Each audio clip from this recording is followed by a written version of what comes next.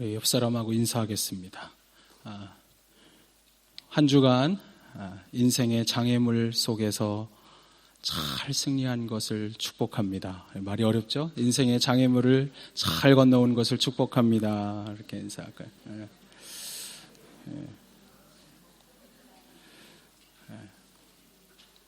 오늘은 인생의 장애물을 극복하라 이런 제목으로 함께 말씀을 나누고자 합니다. 서양 사람들의 그런 결혼 풍속 가운데 아주 오래된 풍속이 있는데 그것은 뭐냐 하면 시집가는 딸에게 어머니가 진주를 선물로 주는 것입니다. 진주를 선물해 주는데 그 진주의 이름이 뭐냐 하면 Frozen Tear 이런 뜻이 있어요. 무슨 뜻인지 아시겠죠? Frozen Tear, 얼어붙은 눈물. 뭐 요즘 Frozen 그래가지고 이제 겨울왕국 워낙 유행이었지만 아주 오래된 그 이야기는 진주를 가리켜서 Frozen Tear다 그렇게 이야기합니다. 그 이유는 두 가지가 있습니다. 어머니가 그것을 주는 이유는 그 안에 두 가지 의미가 있는데, 하나는 시집간 딸이 결혼 생활을 하면서 앞으로 흘리게 될 고통의 시간, 그런 눈물의 고통이 있을 거라는 것을 가르쳐 주는 것입니다. 그리고 두 번째는 뭐냐 하면, 그럼에도 불구하고 그 고통의 눈물은 흘릴 만한 가치가 있는 것이다. 눈물을 흘리지만 그 눈물은 흘릴 만한 가치가 있는 진주와 같은 것이다 라고 하는 것을 가르쳐 주기 위해서 어머니가 진주를 허락한다는 것입니다. 여러분, 진주는 땅에서 캐내는 보석이 아닙니다. 모든 보석은 다 땅에서 얻지만 그러나 유일하게 바다에서 캐내는, 바다에서 얻는 보석이 바로 진주입니다. 어쩌다가 잘못해서 모래가 조개의 안으로 들어가고 그 깔끌깔끌한 그 모래알이 조개의 부드러운 살에 박힌 그 순간 조개는 고통을 느끼기 시작합니다. 그러나 여러분들, 우리가 잘 아는 것처럼 모래가 들어간 조개가 다 진주를 만드는 것은 아니에요. 그것은 철저하게 진주의 선택에 달려 있습니다. 모래알이 들어왔지만 그것을 어떤 조개는 자기 몸에 들어와 박힌 모래알을 무시해버립니다. 그냥 둡니다. 그러면 그것이 살에 박혀서 염증을 만들고 고통을 주다가 그리고 병들어서 조개가 죽게 됩니다. 그런가 하면 이 모래알이 내 몸에 들어온 순간 어떤 조개는 그것을 모래의 도전으로 알고 그것을 받아들입니다. 그리고 그 조개는 자신의 몸속에서 낙하라고 하는 어떤 즙을 짜내서 이 모래알을 감싸기 시작합니다. 아프지만 계속해서 그것을 끌어안고 감싸고 낙하를 계속해서 끌어안아서 품어내기 시작할 때 그 모래알이 한 해, 두 해, 오랜 시간을 거쳐서 진주로 탄생되는 것입니다. 조개는 그것을 통해서 고통이 있었지만 그 고통을 끌어안음으로 자기의 아름다운 진주를 만들어내는 가치 있는 그런 존재로 자라나는 것입니다. 여러분, 우리의 인생도 저는 그렇다고 생각해요. 우리가 인생을 살다 보면 어느 날 여러 모양의 모래알들이, 크고 작은 모래알들이 우리의 인생에 다가오기도 합니다. 때로 그것은 시련이라고 불리우기도 하고 때로 그것은 인생의 마치 장애물이나 방해물처럼 그렇게 느껴지기도 합니다.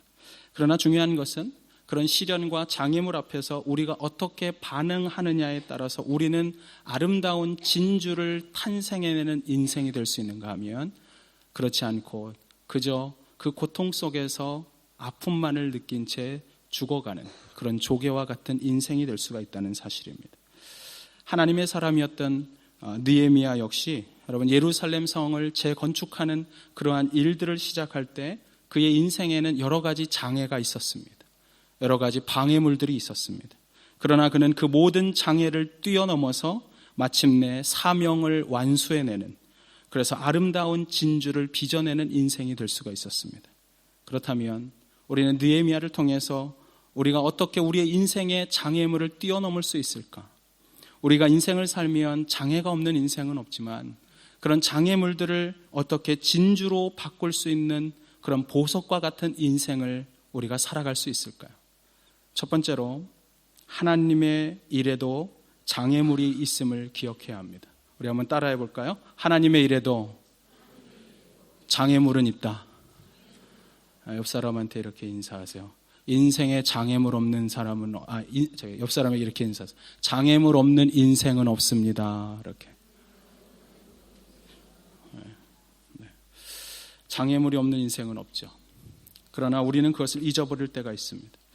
느헤미야가 여러분 예루살렘 성을 재건하는 이 일은 자신에게부터 시작된 게 아니에요. 기도로서 시작했습니다.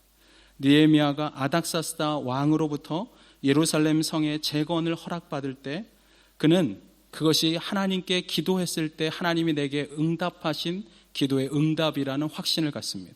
우리가 지난번 한참 동안 공부한 것처럼 느헤미야가 얼마간 기도했어요? 적어도 4개월에서 5개월을 기도했습니다. 그가 기도하는 가운데 성벽을 쌓을 것을 준비했고 다시 성이 완성될 것을 계획했습니다. 그의 마음속에는 방해물이 있을 것을 알고 그것에 대해서도 대비하는 마음이 있었어요. 그러다가 그가 기도 가운데 하나님의 응답을 받습니다. 우리 오늘 본문 8절입니다. 8절에 보시면 우리 8절 한번 읽어볼까요? 시작.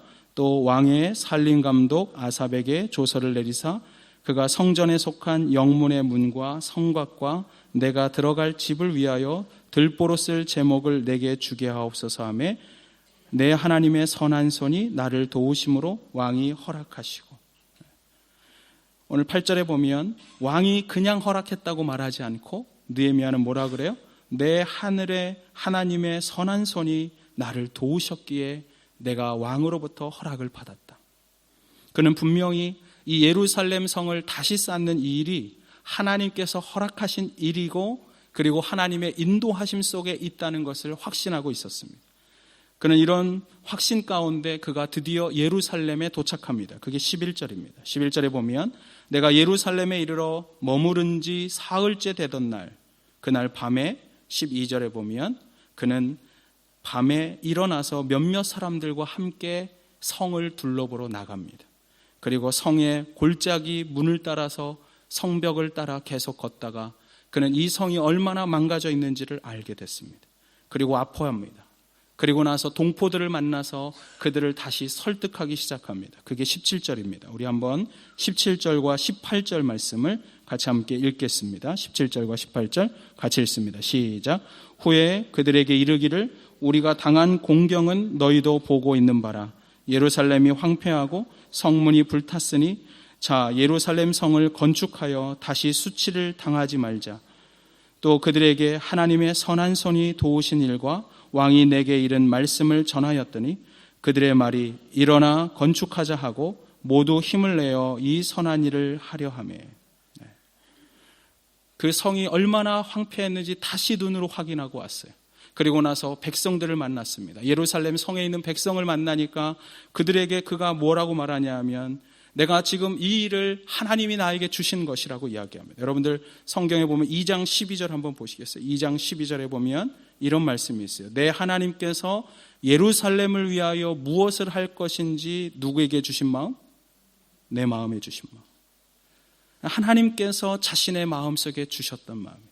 이 예루살렘 성을 다시 짓는 것은 자신이 지은 그런 계획이 아니라 하나님께서 내게 주신 마음이라는 것을 온 백성에게 이야기하기 시작했습니다.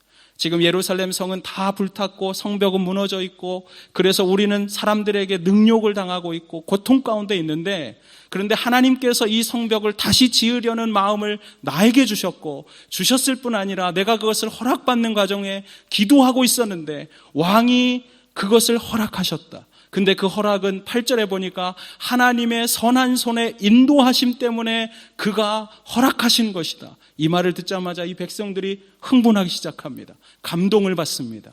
그래, 자, 우리가 예루살렘을 다시 짓자. 그 말을 듣자마자 그들이 한 마음을 가졌습니다. 그리고 다시 짓겠다고 이야기해요. 그래서 18절에 보면 그들에게 뭐라고 말해요? 그들의 말이 뭐라 그랬다고요? 일어나 건축하자 하고 모두 힘을 내어 이 선한 일을 하려고 했다. 영어 성경에 보면 Let us build. 우리가 함께 짓자고. 우리가 함께 하자고. 그들의 마음이 하나가 됐어요. 여러분 이럴 때 얼마나 행복한지 몰라요. 하나님의 비전이 보였고 그것 때문에 일을 시작하는데 하나님의 백성들이 함께 하겠다고 막 일어서는 거예요. 여러분 흥분됐겠어요? 안 됐겠어요? 아무 생각이 없어요? 느헤미야가 엄청 흥분했을 거예요. 야, 이제 다 같이 하자. 느헤미야만 흥분한 게 아니에요. 그 백성들도 그래, 이것이 하나님의 일이라면 이것을 할 수 있을 거야. 우리가 함께 하자. 그런데 무슨 일이 생겨요? 19절을 보십시오. 19절에 보면 이름만 들어도 으스스한 사람들이 나타납니다. 자, 우리 한번 19절 같이 한번 읽어볼까요? 시작. 호론 사람 산발락과 종이었던 암몬 사람 도비아와 아라비아 사람 게셈이 이 말을 듣고 우리를 업신여기고 우리를 비웃어 이르되 너희가 하는 일이 무엇이냐? 너희가 왕을 배반하고자 하느냐 하기로. 그들이 막 다시 뭔가 우리에게 새로운 일이 일어날 것을 기대하고 움직이려고 한 그 순간에 갑자기 방해하려는 다른 세력들이 찾아온 거예요. 이 사람들을 가리켜서 뭐라고 말하냐 하면 10절에 보면 느헤미야가 처음 왔을 때 이 사람들의 이름이 나옵니다. 10절이에요. 2장 10절. 2장 10절 한번 읽어볼까요? 시작. 호론 사람 산발락과 종이었던 암몬 사람 도비아가 이스라엘 자손을 흥왕하게 하려는 사람이 왔다 함을 듣고 심히 근심하더라. 이 사람들은 예루살렘 주변에서 예루살렘에 있는 백성들을 괴롭히던 사람이에요. 그런데 그가 소식을 들었어요. 10절에 보니까 어떤 사람이 왔다 그래요? 이스라엘 자손을 흥왕하게 하려는 사람이 왔다. 누구예요? 누가 왔어요? 느헤미야입니다. 느헤미야를 가리켜서 성경은 이렇게 말해요. 이스라엘 하나님의 자손을 흥왕하게 하려는 사람. 그런데 그것에 반대하고 있는 여기에 나오는 산발락과 도비아, 그리고 19절에 더 등장하는 게셈이라고 하는 사람은 하나님의 백성에 흥왕하는 것을 그대로 볼 수가 없었던 사람. 10절에 보니까 그 말을 듣고 뭐 했다 그래요? 심히 근심했다. 영어 성경에는 근심했다고 안 써 있어요. 유진 피터슨이 오늘날 성경으로 영어로 옮겨 쓴 그 책을 보면 거기에 보면은 이 말을 듣고 그들의 마음에 분노하여 화를 발하고 있었다. 그들이 화가 나기 시작한 거예요. 아니, 하나님의 백성들이 다시 흥왕한다고? 그렇게 하려는 사람이 왔다고? 그는 방해하기 시작한 겁니다. 그리고 오늘 19절에 와서 그들이 함께 모여서 성을 지으려고 하는 그 순간 이 사람들이 나타나서 이렇게 말하는 거예요. 19절에 보니까 우리를 업신여기고 우리를 비웃었다고 말해요. 하나님의 사람들을 비웃은 것입니다. 하나님의 사람들이 하나님의 일을 하기 시작할 때 그것을 비웃고 업신여기면서 그들을 함부로 말하기 시작해요. 여러분 나중에 4장에 가면 이 사람들이 뭐라 그러냐 하면 너네가 성을 아무리 지어봐라 여우 새끼 하나 올라가면 다 무너질걸? 이런 말을 해요. 여러분, 하나님의 백성이 흥왕하는 모습을 볼 때 언제나 반대하는 세력이 있습니다. 여러분, 우리가 하나님의 일을 할 때에는 장애물이 있다는 것을 기억하셔야 돼요. 오늘의 이 사건은 우리에게 이것을 이야기해요. 결코 하나님의 일을 하려는 사람들이 하나님의 일을 방해하는 어떤 방해물이 만날 때 그것에 대해서 의심하지 말라는 것입니다. 여러분, 우리는 하나님의 일을 한다고 하면서 때로는 하나님의 뜻대로 하는 일에 왜 방해하는 일이 일어날까? 이 일이 왜 안 되지? 이거 하나님 뜻이 아닌가? 이런 고민하는 사람들이 있어요. 내가 오늘 어떤 사업을 시작하는데 하나님께 기도하고 시작한 이 일이 어떤 난관을 부딪히면 이거 내가 기도 잘못했나? 포기하고 싶은 거예요. 내가 우리 대학 학생들 보면 자기 미래를 위해서 학과를 선택하고 미래를 위해서 무언가를 선택하는데 갑자기 어려움이 다가와요. 경제적인 어려움, 내가 생각할 수 없었던 관계에서의 어려움, 교수님이 갑자기 떠나가고 말도 안 되는 일이 일어나. 여러분, 그것은 결코 그것이 하나님의 뜻이 아니었다는 것을 말해주지 않는다는 사실이. 하나님의 일에도 장애물이 있을 수 있습니다. 여러분들이 하나님의 일을 해갈 때 오히려 장애물을 만나는 이유는 무엇일까요? 왜 우리가 하나님의 일을 하는데 난관에 부딪힙니까? 그것은 단순합니다. 우리에게 그런 일이 있는 이유는 이 고난이 우리에게 있을 수 있도록 오히려 하나님은 우리의 일에 고난을 통해 하나님의 일을 더 확신하게 한다는 사실. 여러분, 고난 없는 것은 아니에요. 여러분, 하나님의 일을 하면서 오히려 그곳에 장애물을 만나고 고난이 있을 수 있어요. 고린도후서 11장 26절에 보면 사도 바울은 하나님의 뜻을 따라서 하나님의 일을 행하는 사람이었어요. 그런데 그에게 어떤 일이 일어나냐 하면 11장 26절 우리 같이 한번 읽어볼까요? 시작. 자주 여행하는 동안에는, 자, 큰 소리로 다시 26절 시작. 동족의 위험과 이방인의 위험과 시내의 위험과 광야의 위험과 바다의 위험과 거짓 형제 중의 위험을 당하고, 사도 바울이 하나님의 일을 위해서 끊임없이 여행을 하는 가운데 그는 이런 위험을 받습니다. 강의 위험을 받고 동족의 위험을 받고 동족만이 아니라 다른 이방인들에게도 위험을 받습니다. 도시에 가면 도시의 위험이 있었고, 도시 밖 광야를 나가면 광야에도 위험이 있었고, 바다에서 배를 타면 바다에 침몰하는 위험이 있었습니다. 끊임없는 위험과 고난 앞에 있었어요. 더 놀라운 사실은 이것이, 하나님이 사도 바울을 부르실 때 사도행전에 보면 9장 15절과 16절에 그를 하나님이 어떻게 쓰실 것인지 하나님의 뜻을 선포하면서 동시에 고난을 선포하십니다. 사도행전 9장 15절 16절에 이렇게 기록해요. 주께서 이르시되 가라, 이 사람은 내 이름을 이방인과 임금들과 이스라엘 자손들에게 전하기 위하여 택한 나의 그릇이라. 이것이 그 바울의 비전입니다. 하나님이 택하신 이유입니다. 복음을 선포하기 위해서 이방인들과 임금들과 그리고 이스라엘 자손에게 복음을 전하는 그릇으로 쓰겠다고. 근데 그 다음 17절에 보면 이렇게 써 있어요. 17절 안 넘어가요. 17절이. 자, 17절입니다. 17절. 16절, 16절. 그가 내 이름을 위하여 얼마나 고난을 받아야 할 것을 내가 그에게 보이리라. 내가 그에게 뭘 보여주겠다고요? 얼마나 고난받아야 할지. 여러분, 우리는 하나님의 뜻 속에 오히려 고난의 어려움이 있을 수 있다는 것을 인정해야 돼요. 우리가 기도하고 허락받아서 시작한 일, 장애가 있다고 해서 그것이 하나님의 뜻이 아닌 것이 아니라 오히려 그렇게 포기하지 말고 오히려 기뻐해야 합니다. 왜냐하면 이런 고난의 이유가 여러 가지가 있겠지만 가장 중요한 이유가 하나 있습니다. 그 이유는 우리의 영적인 전쟁 때문에 고난이 있다는 사실입니다. 사탄은 우리가 하나님의 일을 하는 것을 절대로 좋아하지 않습니다. 사탄은 오히려 우리의 일을 보면서 분노합니다. 우리가 하나님의 일을 하면 할수록 사탄은 더 분노하고 마치 오늘 본문에 있었던 이 산발락과 도비아와 게셈과 같이 분노하면서 우리에게 다가올 것입니다. 그래서 성경 베드로전서 5장 8절에 이렇게 기록해요. 근신하라, 깨어라, 너희 대적 마귀가 우는 사자와 같이 두루 다니며 삼킬 자를 찾나니. 우리가 하나님의 일을 계속하려고 할 때마다 우리가 계속 장애를 만나는 이유는 사탄의 공격 때문이라는 사실입니다. 우리가 정말 하나님의 일을 하려고 할 때 사탄은 기회를 찾습니다. 우리를 노리고 있습니다. 기회가 되면 사탄은 우리가 하는 일을 방해하려고 할 것입니다. 주의 백성들이 흥왕하게 되는 것을 사탄은 결코 보고 있을 수가 없어서 여러분들을 잡아뜨리려고 할 거예요. 여러분들이 교회에서 조금이라도 좀 더 봉사하겠다고 하고 내가 조금이라도 목장원들을 섬기려고 하고 목장에 좀 오려고 하면 금요일 날 괜히 아무 일도 아닌데 목장교회 가기 싫게 만들고, 그거 다 사탄이 하는 거예요. 사탄이. 내가 하나님의 일을 하고 누군가를 섬기고 누군가를 통해서 하나님의 영광을 드러낼 일을 시작하려고 하는데 계획도 하기 전에 좌절부터 시키는 거예요.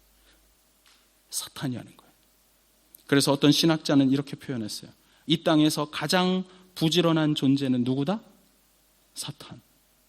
이 세상에서 가장 부지런하게 돌아다니는 존재, 그리스도인들을 넘어뜨리기 위해서, 오늘 그리스도인들이 천국에 가는 일을 방해하기 위해서 끊임없이 부지런히 발빠르게 움직이는 존재가 사탄이에요. 사탄. 잠옷이라도 핸드폰 들여다보고 있을 그때 사탄이 노리고 있어요. 우는 사자처럼. 언제 저렇게 정신 못 차리고 있을 때 내가 덮쳐야지. 여러분, 사탄이라고 하는 것은 배가 고파서 울부짖으면서 먹을 것을 찾아다니는 그런 사자의 모습으로 우리 곁에 있다는 사실. 여러분, 우리가 정신을 차려야 돼요. 우리가 하나님의 일을 한다고 하면서 우리는 끊임없이 놓치는 게 있어요. 여러분, 믿음의 선배들은 우리가 사는 이 세상을 가리켜서 놀이터라고 말하지 않았어요.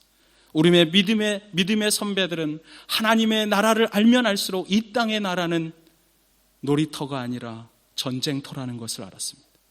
믿음의 선배들은 그래서 단순히 웃고 즐기고 놀다가 가는 놀이터가 아니라 계속해서 영적인 전투를 치러야 하는 전쟁터가 바로 우리가 살아가는 이 삶의 현장이라고 그들은 증언하고 있었다는 사실입니다. 사랑하는 성도 여러분, 여러분의 신앙이 다시 흥왕하려고 할 때, 여러분의 믿음을 다시 붙잡으려고 할 때, 그때 반드시 장애물이 있을 것입니다. 이미 시작된 어떤 사업들, 이미 시작된 하나님의 일들, 이미 시작된 내 자녀를 위한 어떤 일들, 내 자녀의 미래를 위한 준비하는 일들, 여러분 그곳에 반드시 장애물이 찾아올 거예요. 그러나 그 장애물 때문에 하나님의 일을 멈추지 마시기 바랍니다. 여러분을 향해 하나님의 뜻이 분명하면 분명할수록 사탄은 더 강하게 역사할 거예요. 여러분, 우리가 진짜 그리스도인이라면 우리가 주님의 일을 행할 때 누가 가장 먼저 발빠르게 움직여요? 사탄이에요, 사탄. 그래서 여러분, 예수님께서도 제자들을 전도할 때 내보낼 때 2명씩 내보내요. 넘어지지 말라고. 그들이 넘어질까 봐. 여러분, 장애물 때문에 하나님의 일을 멈추지 마십시오. 오히려 장애가 있으면 이 일은 하나님의 일인 것을 확신할 수 있게 되길 바라요. 더 확신 가운데 장애가 있구나. 그렇다면 나는 이것 때문에 오히려 하나님의 일인 것을 확신하며 나는 더 열심히 이 일을 해야겠다. 저는 여러분들이 그런 확신 가운데 있게 되길 바라요.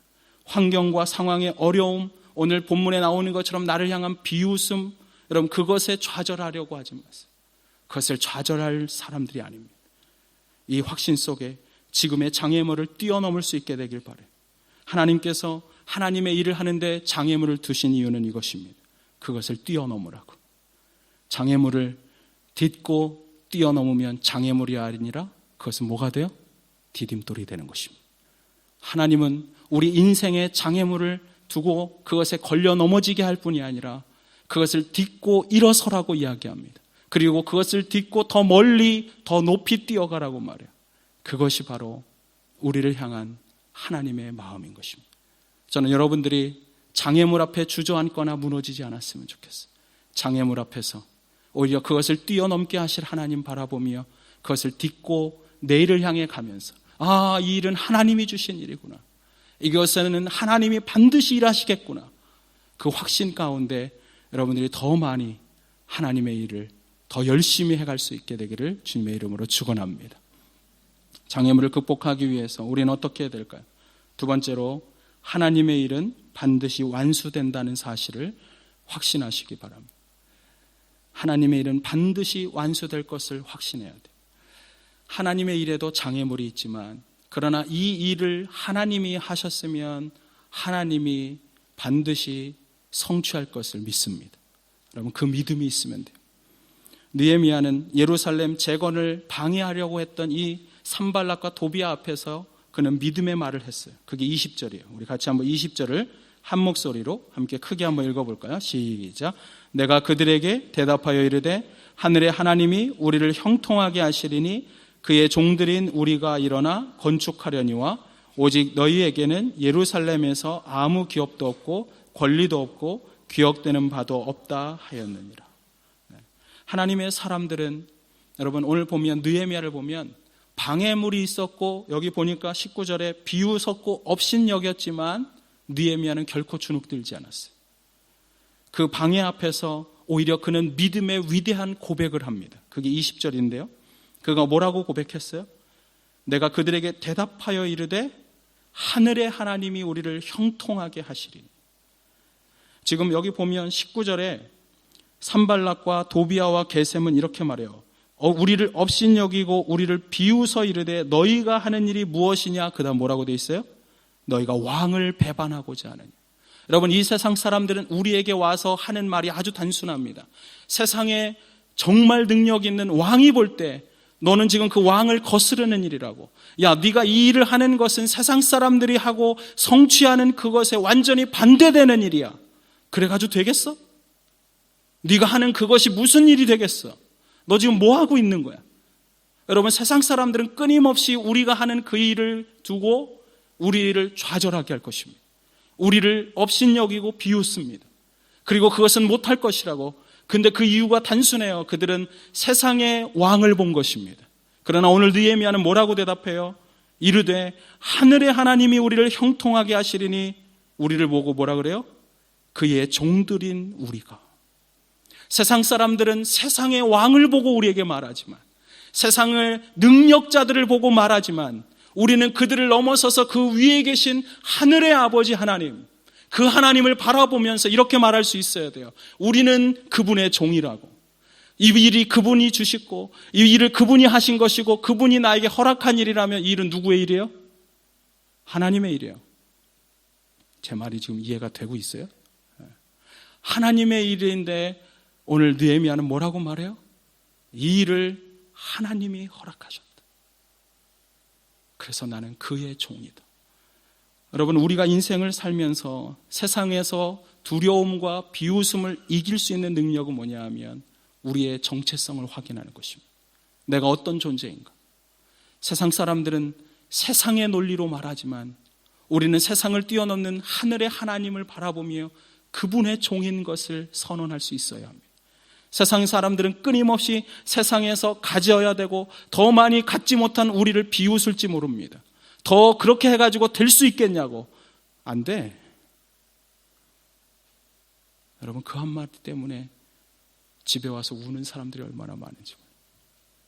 그러나 정말 그리스도인들은 세상의 왕의 자손이 아니고 세상의 왕의 종이 아니고 우리는 하늘의 하나님의 그 종이라는 사실을 기억하십시오. 우리는 그분의 눈에, 그분의 음성에 귀 기울이는 사람입니다. 우리는 세상에 그 누구도 나에게 말하는 것에 귀 기울일 필요가 없어요. 우리는 하늘로부터 바라보는 그 눈길과 그분의 음성에 귀 기울여 그것을 따라 오늘을 살아가는 사람입니다. 저는 여러분들이 세상의 그 비웃음 앞에서 오늘 느헤미야처럼 믿음의 고백을 할 수 있었으면 좋겠습니다. 나는 하나님의 종이다. 내가 오늘 하고 있는 이 일은 하나님께서 허락하셨고 그래서 하나님께서 이 일을 시작하게 하셨다면 이 일은 하나님이 완성하신다.